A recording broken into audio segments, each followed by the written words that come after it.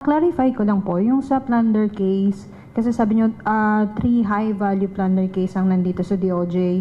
Tapos, sinabi nyo kanina sila, former Congressman Zaldico, Bernardo Alcantara, and several others. Sir, sila ba rin yung dun sa 3 cases?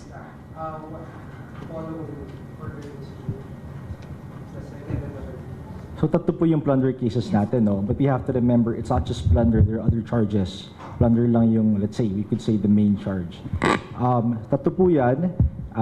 The personalities, let's say, that are yung mga high-profile personalities that the public may be interested in is Senator Bong Revilla, okay? Elizalde, as mentioned earlier, and si Senator Jinggoy Estrada. So, 3 separate cases of plunder po yan against each one of them respectively.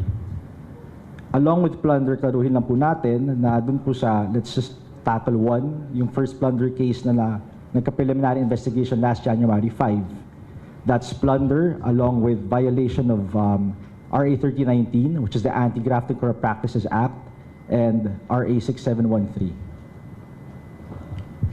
So ito yung kay Kilako. Correct. Thank you, sir.